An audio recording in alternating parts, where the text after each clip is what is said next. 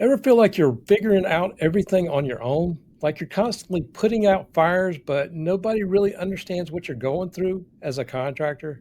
That's where mastermind groups come in. These groups bring together fellow business owners to share experiences, tackle challenges, and push each other to the next level. And today we're diving into what mastermind groups are, why they matter, and how joining the right one could be a game changer for your business. And I am happy to say I have the absolute guru on mastermind groups with us today, Karyn Greenstreet. This is the Contractor Success Forum. I'm Wade Carpenter with Carpenter and Company CPAs, and normally my co-host Stephen Brown could be with us today, but we are very fortunate to have Karyn Greenstreet. Karyn, I'd love to go a little more in depth on us because I know we've known each other for about 12 years. I couldn't believe it's 12 years, but welcome and thank you for doing this for us. Oh, thank you for having me. I'm loving it. I started taking classes. I couldn't believe it was back in 2013. She is the recognized leader, speaker, author, self-employment expert, but specializing in mastermind groups. And I know she's taught almost 300,000 people worldwide about what mastermind groups are and many other topics. And I started taking her classes many years ago, and she is an absolutely remarkable teacher. Her ability to explain things very clearly, make them practical, and give you real tools to implement is unmatched. And I know she has probably forgotten more about mastermind groups than any other people will ever know. One of the fondest memories is going to that mastermind group. I think we were in Philadelphia up that way. I will remember that forever. So, welcome, Karyn. Thank you for being here. I'm excited. Wait, this is, I just love mastermind groups, love talking about the topic. Well, let's start off with just the basic. What are a mastermind group? A lot of our contractors, they're running businesses, they're frustrated, they don't know where to turn, and sometimes it is a very lonely thing. So, why don't we start off with just the basics? What is a mastermind group? Sure. So a mastermind group is a group of peers that meet on a regular basis. So they would be all people in your industry, usually your same experience level. So you really are talking with people who share a common situation and also common goals, growing your business, trying to run it more efficiently, hiring, firing, retention, the whole thing. And the idea of a mastermind group is that you meet on a regular basis, and some or all of the members get into what's known as the hot seat. And so the hot seat is essentially you come to the group and you say, here's where I need help. And all of these brains together work together, brainstorm, come up with creative ideas, creative solutions to help you with that specific situation. And it's sort of like if you go to a restaurant or a bar with some friends and you say, hey, I got this situation, and you kind of batter things back and forth. But it's interesting because the creativity level, one person layers an idea upon another person and so forth, and all this layering. Well, that's what happens in a mastering group. But instead of it being a one-time dinner with friends, it's on a consistent basis. And the idea is that you can shorten the learning curve by tapping into the collective genius of these other folks. Also to strengthen your creativity skills, because sometimes the solution is not something that exists, it has to be created. So having a bunch of people talk about that with you at the same time is really helpful. Because they're like your personal board of directors, you get to be able to bounce ideas off of them. I've been thinking about doing this, or I've been thinking about making this change. Can I just talk it through with you guys just to make sure I'm not crazy, right? And they'll talk about the pros and cons of things and help you to see things that you can't see yourself. Sometimes we don't know what we don't know. And sometimes we have blinders on and we just don't see things. I was running a mastermind group once where they were all in different industries and they were talking about marketing. And one guy said, oh, that's a great marketing idea. We don't do it that way in our industry. And so they were learning from other people in other industries about different ways of doing things. Sometimes it's just a help to get another group of people to bounce ideas off of when you're trying to make a decision. That, am I making the right decision? Have I missed anything? Do I have any kind of like internal biases that stop me from making a good decision? And then the final piece of it, which is probably just as important as all these other things, is the accountability piece. You're going to tell this group what your goals are. You're going to tell this group what projects you're working on and when you expect to get them complete. And the group's going to hold you accountable for that. They're going to hold your feet to the fire. So if you have any kind of situation where it'd be great to be able to check in with people and say, here are my plans, and then to say, here's what I got done, and then maybe even say, here's what I didn't get done and I need help. I didn't get it done because I have a problem and I need to solve it now. So all of those things combined are really super for a business owner. Just to have another group of people who are in the same situation as you are, who understand what it means to be a business owner. Basically, all they want is your success. There's no emotional agenda. You talk to your family, you talk to your colleagues in the area. There's a little bit of an emotional thing going on there too. And so this mastermind group, all they want is for you to be successful and happy. Absolutely. And I know they've meant a lot to me over the years. When I started my own business for several years, had few people to bounce things off of. My wife didn't understand business, people understand. And so I got in one in 2008, and then started in various kinds of mastermind groups or peer groups. I love to talk about more of like a consulting group versus a peer group versus a Mhm, true mhm. mastermind. And Right. I know going through your synergy program, that taught me so much about this and how there's an art form. And that's exactly what you would teach, is an art form to leading these groups, to getting a great group of people that can be your board of directors, as you called it. So Right. can you kind of like just talk in general about maybe some of the history too? No worries. So let me talk first about these different kinds of groups so that if you're looking to join a group, you understand what you're getting. So a mastermind group, sometimes it's called a peer advisory board, but absolutely the defining concept of that is that you get in to be in the hot seat individually every meeting, every other meeting, however the design of the mastermind group works, and that everyone is focusing on you during that time and everyone is chiming in and giving ideas. Like a mentoring program, sometimes they're called a group coaching program. You're in the hot seat, but the only person who you're working with is the mentor, the person who's running the group, and they're mentoring you one on one with the rest of the group watching, but nobody jumps in. So that's the difference between those two kinds of groups. So if you're in a group and you're not getting everyone's chiming in on the brainstorming and stuff, then it's not a mastermind group. Then you have like peer networking groups, which is groups of people that are in a similar situation. You come together, but the idea is more like lead sharing rather than masterminding. And so you might be in a group like a BNI or something like that. It is absolutely about sharing marketing leads and not about solving problems and not about talking through issues. So that might help people to get a distinction. I find that a mastermind group is superior to these other groups because you can do all these other things. In the mastermind group, the person who's running it is also giving their ideas and advice. So you are getting mentoring from them. You can network with the people in your mastermind group. So that works as well. Sometimes mastermind groups include some training. So you can get some training as part of what you're doing. Everyone designs their group a little bit differently, but it all started, the word mastermind group actually started from a Napoleon Hill book written back in the 1920s and the 1930s, where he called them a mastermind alliance.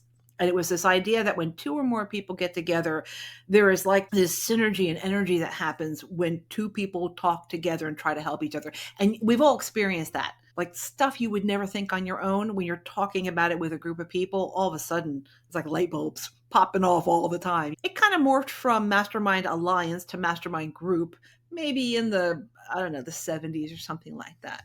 So they've been around, the concept of it has been around since forever, right? But the name of it has been around since the 1920s and 1930s. And then the actual name of a mastermind group or a peer advisory board in kind of that official wording of it probably started in the 1970s. Well, again, they mean a lot of things, and there's a lot of different iterations of it. I know I've been in a peer group of CPAs since 2008, and 17 years now. I was in that group, and then when I was taking your classes, we had a synergy group, and then I also had formed a group here of different types of people. So not CPAs, but I got a different perspective from, had an IT guy in there, an insurance guy. We had people from like investment, just different perspectives. And I think it's a give and take, because they are going to have a different perspective. And sometimes you do want something outside of your industry. The light bulbs come on from different places. Any thoughts on that? Yeah, I think the thing is that when you're tapping into that collective genius of everybody who's in the group, they are all coming to the group with their own set of experiences. But they're also coming to the group with every book they ever read, every class they ever took. So it's 10xing your access to information because instead of you having to take all the classes and read all the books, everyone is combining all that knowledge and that experience together. We say peers because say you've been in the construction industry 20 years. You don't necessarily want to be in a group with someone who's been in the construction industry like 6 months because their needs and their concerns and their problems and where they are in developing their business is so different from you that as a member, they will get a ton talking to you, but you probably won't get all that much talking from them. That's why we call it a peer group, because you really want to be talking with people who are at your same level. But as an example, you could be a construction person and be in a mastermind group with other people who own roughly the same size business, but in different industries. Or you could be in a group with people who are all in the construction industry, but maybe perhaps different niches within that. And so the idea here is that you're all at this similar level so that the momentum is built because you're all talking at the same level about the same things. A CEO of a construction company where you're still in the truck basically has a different set of problems than the one who is managing teams of people, works out of their office, never gets in the truck anymore. They're two different types of people. But the idea here is that you can tap into the wisdom, but also the creativity of these other folks as well. So, like the group you were in, where they were from different industries, their experiences are different. They have the same problems, but the way the industry solves them, or even the way the industry thinks about them, could be different from your own industry. So, that's a choice when you want to join a group. Do you want to join a group of all people in the same industry because then the knowledge level is really deep? Or do you want to join a group where they're in different industries because the experience and knowledge level is very wide? So part of your decision making about which kind of a group do you want to join has to be about that. And like in your case, Wade, you joined multiple groups. You solved that problem by just saying I'll be in two different groups. Well, I mean, I know I thought so. This particular group was CPAs from all over the country. And one of the concerns I had, obviously, I don't want to be talking about some of the things I'm doing with my competitor that's a mile down the road. Yeah. And so that's where contractors may think about a couple of different, maybe you've got a group of subcontractors or suppliers that are in almost like a referral relationship versus I've seen construction mastermind groups or peer groups. They go around to each other's places, which is what we were doing. It's like we go and sort of take a deep dive on what each other was doing. And it's amazing feedback that you get from those kind of things. You bring up a really good point. You have to figure out, well, who's in the group besides your peers. Number one, should a subcontractor be in the same group, or should a vendor be in the same group with you? And here's the thing about a mastermind group. If the facilitator is doing a good job, if they are skilled at what they do, they're creating this environment of trust where you feel like you can be completely open and honest about your business. So are you going to be completely open and honest about your business if your vendor is in the same room with you? Do you really want them to know what's going on with your business? Or if your subcontractor is in the same room with you, do you really want them to know what's going on with your business? And so a lot of times we recommend that any kind of competing factor, a true competitor or someone that you won't feel safe about talking about the reality of your business with them, especially a competitor in the sense that if you are, let's just say you're working on like a marketing campaign, you do not want your competitors to know about this Exactly. brilliant campaign you're going to be launching, because they could do the same thing, or this new program you're going to be launching, or this discount you're going to be giving. So I definitely encourage it not to be direct competitors. So in the case of like construction folks, you might want to be looking at a group that attracts people from all over the country. And then that way you meet via Zoom like this. So it's simple to do. You don't have to get in the truck and go anywhere. But the idea is that you could be tapping into the brains of people from Chicago and Dallas and Seattle and New York City, big regions and small regions, and you can get different perspectives about what's going on. And you might also, because you're hearing from all these different people, you might be able to pinpoint trends that are happening that you sort of had an inkling something looked like it was a trend, but you weren't sure. When you ask people in different parts of the country, hey, is this happening to you? And they all say yes, you're like, oh, this is something. It's not just me. I'm not just out of my mind. This is actually really something that we're all talking about. Then, of course, there's all Absolutely. that new technology and stuff. How are these people using things like AI in their businesses? Have they even approached it? If they have, what are they thinking of it? Where do they see it applying? So it's not just solving everyday problems. It's also looking at the future and saying what's coming down the pike and what do we need to be paying attention to. Well, that just sort of brought up a memory, I guess, You were doing Zoom mastermind groups back in 2013 before Zoom was cool. I couldn't get a contractor on a Zoom meeting before COVID to save my life. Now And we're all now used to it, right? we're all used to it, absolutely. But, a lot of the things that you brought up, I think about the challenges that contractors have. It's like cash flow challenges, labor shortage, with your profitability. And you definitely do not sometimes want your competitors to know that kind of stuff. But Yeah, yeah. when you're working with somebody around the country, it's not as big of a concern. Because they have the exact same issues, and if they can talk about it honestly with you, that's a real benefit to them as well. So the idea of a mastermind group is really a win-win for everybody in the room, because you're not just asking for their help, you're also giving help. You're sharing your knowledge, your experience, your ideas. So I'll give you an example. COVID. Nobody knew how to handle COVID because, quite frankly, it was something brand new. So it didn't matter. Nobody had an experience to share, but they had ideas. And they're like, well, what about if we tried this? What about if we tried that? Have you thought about this? Have you thought about that? And so having this group of people to help you when unexpected things happen, because now you're tapping into their creativity and their intelligence, not just their experience. And that's really crucial because that's a tricky thing for business owners to, they can't predict what's going to happen and how it's going to affect them.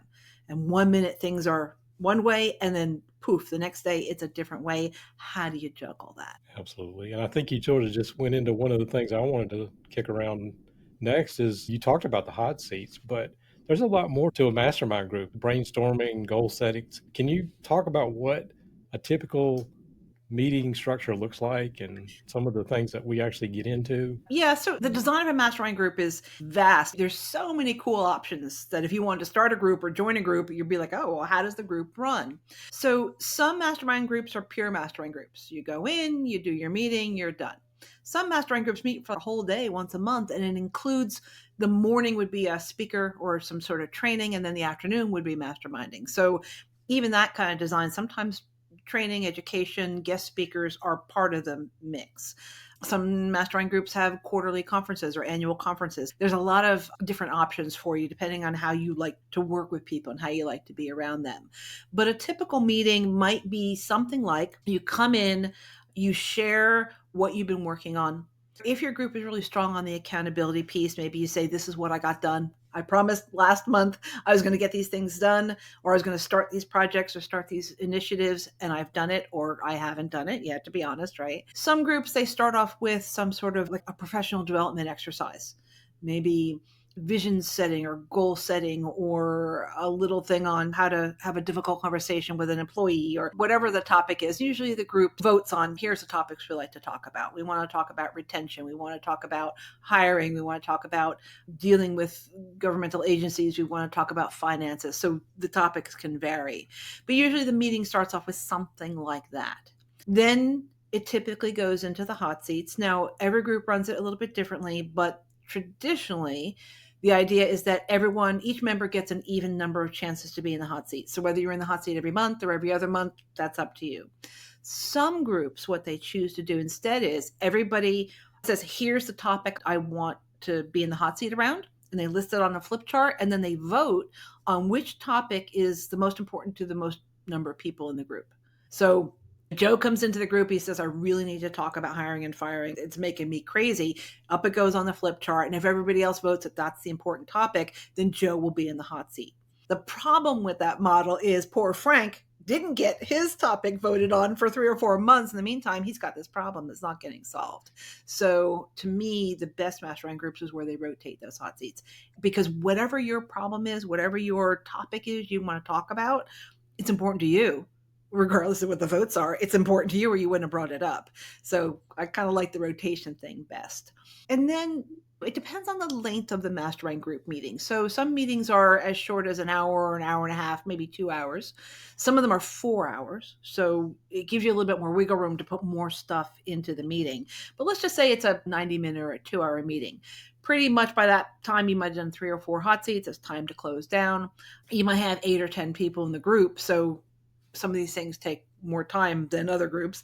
But at the end, I like to personally end with talking about what are the most important initiatives that I need to focus on in this next month, if the meetings are a month apart. And the reason I like to do that is, as a business owner, How often do you get time to stop and breathe and think big picture? What is it I want for my business? What are my goals?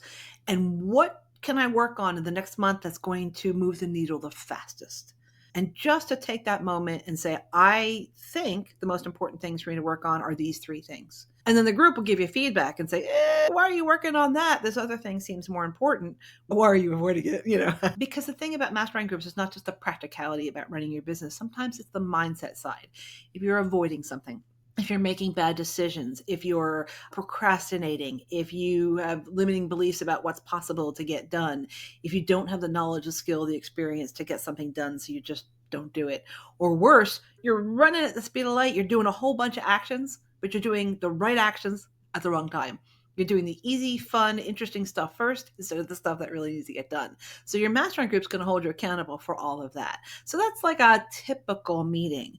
Now, some mastermind group meetings, if it's a 4-hour meeting, you might do some sort of exercises in there. You might have some discussion questions. You might have some worksheets that you're working through. Sometimes people will have a spotlight hot seat where they get 45 minutes and they give a complete overview of what's going on with their business, so that everybody knows what's going on with everybody. They give their financials, they talk about their personnel systems, they talk about any standard operating procedures that they're working on, cleaning up, whatever, that they really get a huge hot seat. So you can see that the design of the meeting is just as important as anything, because when you're either joining a mastermind group or maybe even starting a mastermind group of your own, what is it that the members need to have happen during that meeting? So I'm into complete flexibility when it comes to these meetings.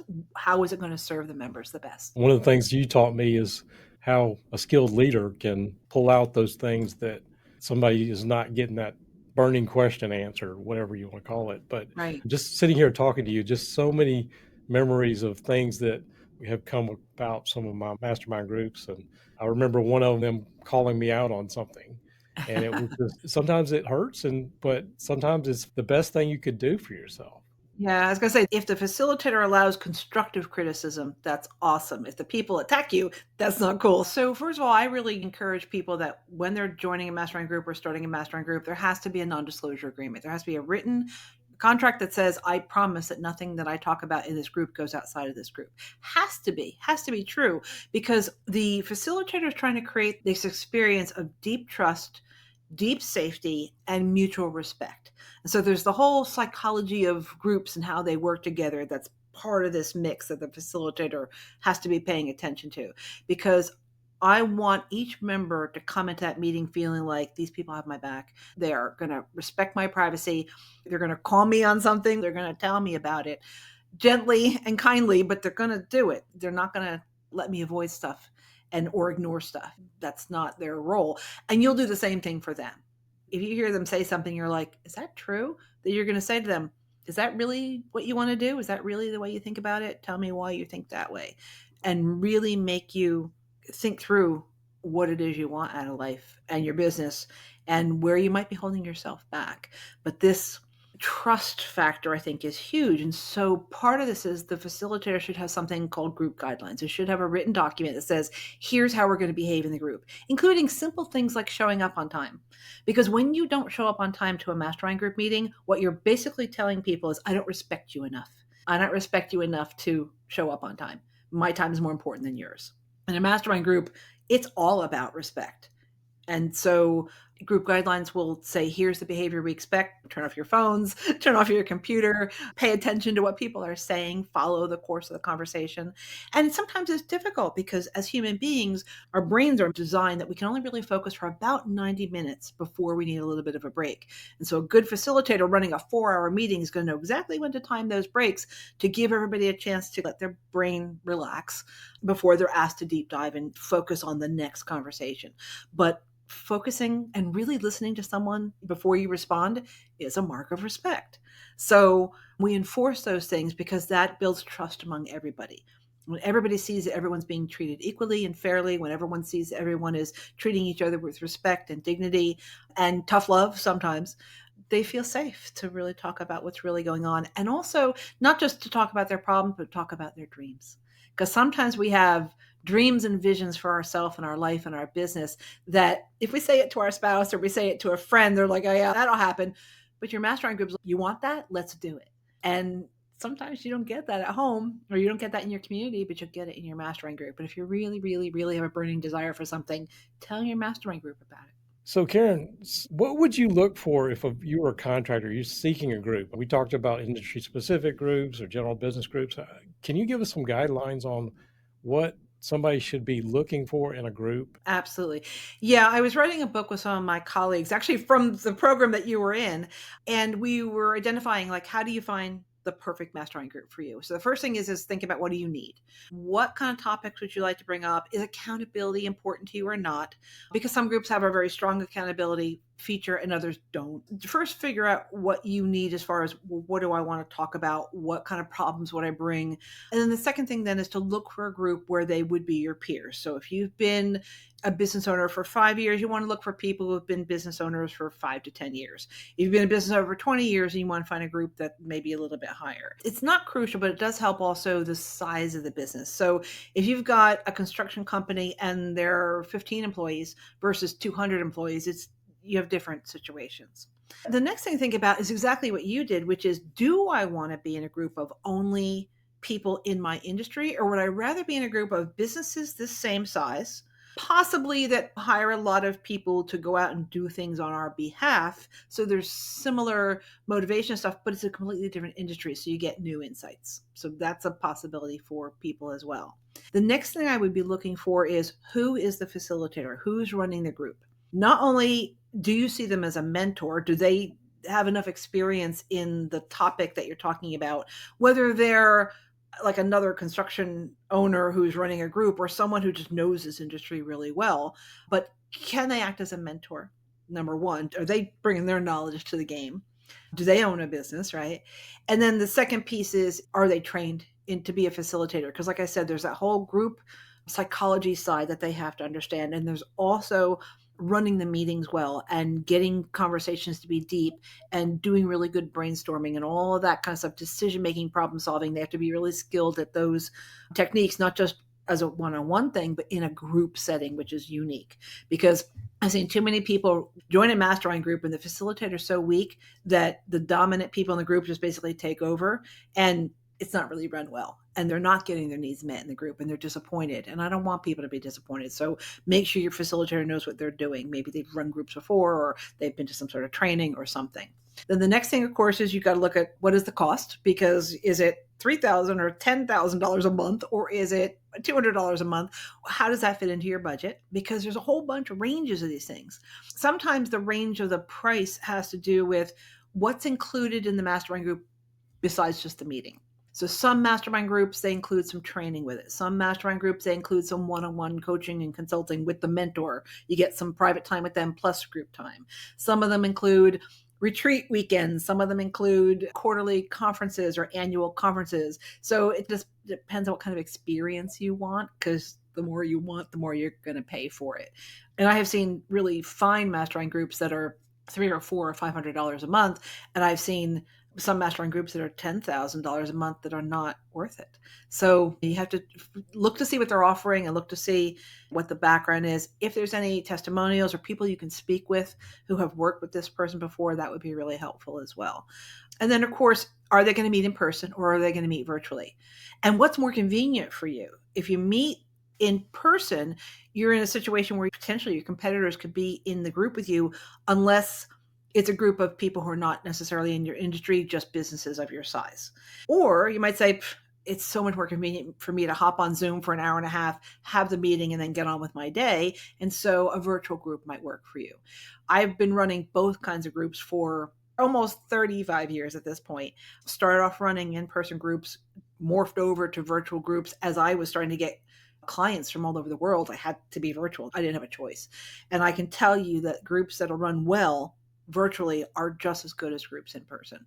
So decide, do you prefer in person or virtual? Because that might have an effect. And then I know it sounds weird, but go out to Google and type in mastermind group and see what mastermind groups are near you. Google will show you a map. You just type in mastermind group, it'll show you a map of the ones that are local if you really want to meet in person. You just need to double check because there's mastermind groups for all kinds of topics, not just business.